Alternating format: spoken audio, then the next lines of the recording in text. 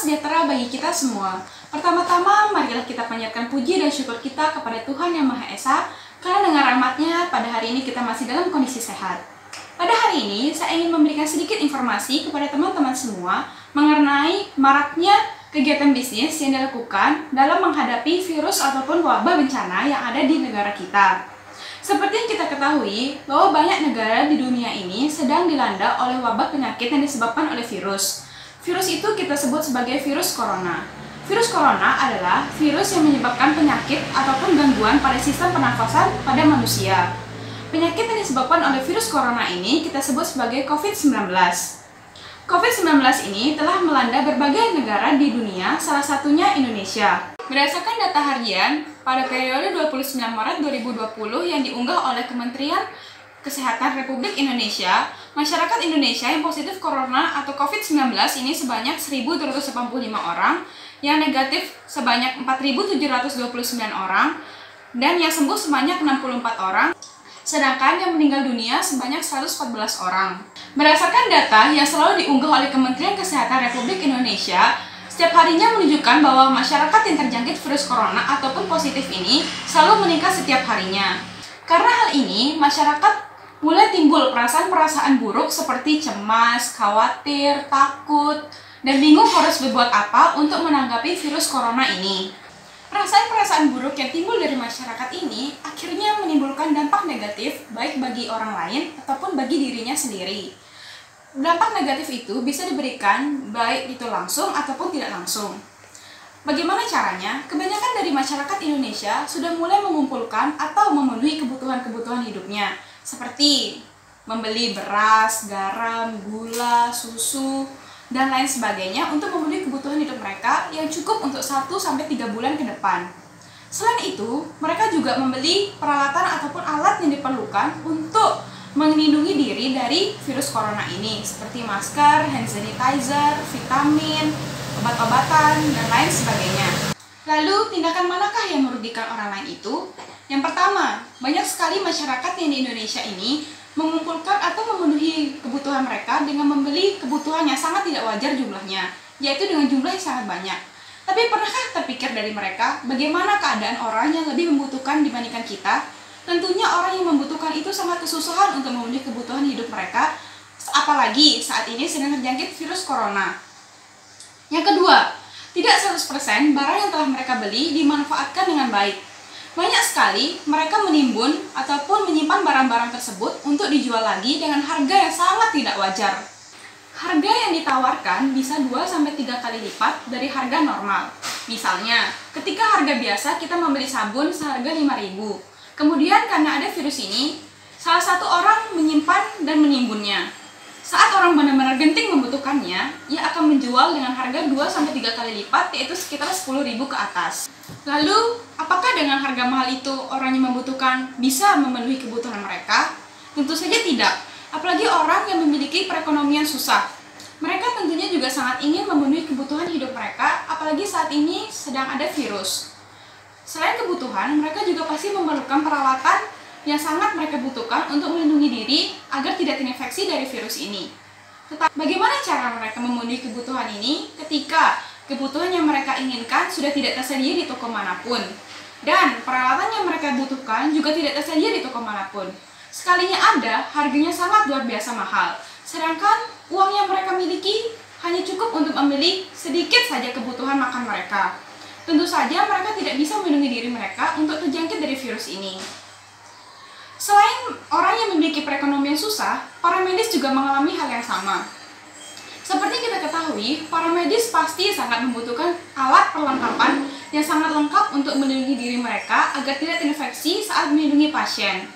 Tapi saat ada orang yang menimbun peralatan ini, apakah mereka bisa mendapatkan alat yang sesuai dengan peraturan ataupun aturan yang mereka tetapkan untuk melindungi diri mereka?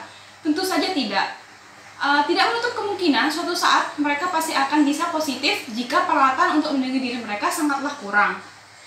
Yang ketiga, karena pikiran mereka untuk terus-menerus mencari keuntungan sangatlah merugikan orang lain. Mereka bisa menimbun peralatan-peralatan ataupun kebutuhan yang mereka inginkan, tetapi tidak menutup kemungkinan mereka mulai berpikir kreatif. Gimana kalau kita tidak membuat bahan ini saja lalu dijual dengan harga yang lebih mahal? Seperti yang kita ketahui, saat ini sangat butuhkan hand sanitizer. Dan banyak sekali orang mulai berpikir untuk membuat hand sanitizer ini lalu dijual kembali. Untuk menjual kembali hand sanitizer, mereka pasti berpikir bagaimana kalau kita mencari bahan dengan harga yang murah tetapi bisa dijual dengan harga yang terjangkau tapi menguntungkan. Akhirnya mereka tidak memperdulikan bahan yang mereka gunakan sehingga bisa menyebabkan korosi ataupun kerusakan pada kulit kita. Lalu bagaimana cara kita sebagai manusia untuk menanggapi peristiwa yang sedang terjadi saat ini?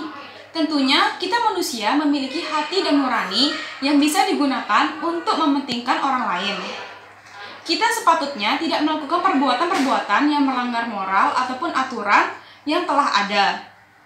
Kita bisa melakukan perbuatan-perbuatan yang sesuai dengan sila kedua, yaitu kemanusiaan yang adil dan beradab, seperti memikirkan hak orang lain, bahwa hak kita tidak hanya harus dipenuhi, tapi kita juga harus memikirkan hak orang lain juga bisa terpenuhi. Yang kedua, kita juga harus bisa memiliki sikap tenggang rasa ataupun peduli kepada sesama. Yang ketiga, kita juga harus mengurangi sikap egois kita untuk tidak selalu memikirkan diri kita sendiri. Jangan hanya berpikir bahwa diri kita sendiri yang ingin sehat, tetapi orang lain tidak ingin. Jadi kita harus mulai bertindak bagaimana caranya agar kita bisa sehat bersama. Misalnya dengan tidak menimbun ataupun menjual sesuatu dengan harga yang lebih mahal, sehingga orang lain bisa mendapatkan kebutuhan yang sama. Selanjutnya, kita juga harus bisa mengubah mindset ataupun pola pikir kita. Apa yang dimaksud dengan mindset atau pola pikir kita ini? Yang dimaksud dengan mindset atau pola pikir kita ini, kita tidak harus selalu memikirkan keuntungan dalam menanggapi virus corona saat ini. Kita justru harus bisa berpikir, bagaimana caranya supaya kita bisa sehat bersama, bagaimana caranya supaya kita tidak terjangkit oleh virus ini, apakah saya bisa membeli ataupun apakah saya mampu membeli barang yang saya inginkan ketika harga yang dijual sangatlah mahal, sedangkan barang itu sangat kita butuhkan. Dengan harga yang mahal, tentu saja kita tidak ingin membeli sesuatu dengan harga yang sangat mahal yang tidak masuk akal ataupun logika kita. Sepatutnya kita tidak melakukan hal itu jika kita tidak ingin diperlakukan seperti itu. Kita harus bisa memposisikan diri kita sebagai mereka yang juga membutuhkan peralatan ataupun bahan kebutuhan itu. Dan selanjutnya yang harus kita lakukan adalah saling memberi support ataupun doa pada satu sama lain. Setidaknya, support ataupun doa yang kita berikan ini bisa meningkatkan semangat agar kita bisa terus berpikir positif. Jika kita tidak memberikan support satu sama lain, kebanyakan orang akan selalu memikirkan negatif, dan akhirnya menimbulkan stres, dan akhirnya imunitas mereka akan turun dan terjangkit virus ini. Tetapi, jika kita bisa memberikan support, pikiran positif ini akan mengurangi stres, dan akhirnya daya imunitas kita tinggi ataupun meningkat, dan akhirnya kita tidak mudah terjangkit oleh virus ini. Selain hal itu, kita juga harus mengikuti arahan dan aturan yang telah diberlakukan oleh pemerintah. Pemerintah juga pasti tentunya telah memikirkan cara bagaimana untuk mencegah penyebaran virus ini. Tetapi kita sepatutnya sebagai masyarakat dan warga negara yang baik, kita harus mengikuti arahan yang telah diberikan. Jika pemerintah hanya bekerja seorang diri, tentu saja virus ini tidak akan mudah dihentikan. Dengan mengikuti arahan yang telah diberikan, kita dapat membantu pemerintah untuk mengurangi dan mencegah penyebaran virus ini lebih cepat. Kita tidak boleh terus-menerus menyalahkan pemerintah begini, pemerintah begitu. Padahal sebenarnya kebanyakan masyarakat yang salah. Ketika kita disuruh untuk melakukan social distancing, kebanyakan dari kita malah tidak memperdulikan hal itu. Kita justru pergi berjalan-jalan, liburan, dan lain sebagainya. Dan dimana saat kita liburan, kita tentunya akan bertemu dengan lebih banyak orang ataupun di keramaian yang akhirnya penyebaran virus ini akan lebih cepat terjadi.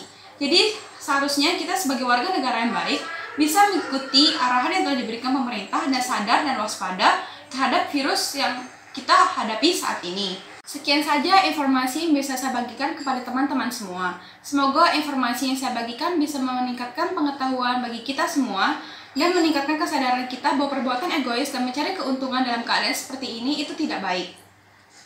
Mohon maaf apabila ada kesalahan kata. Semoga dunia cepat pulih kembali dan kita semua selalu diberikan kesehatan. Terima kasih.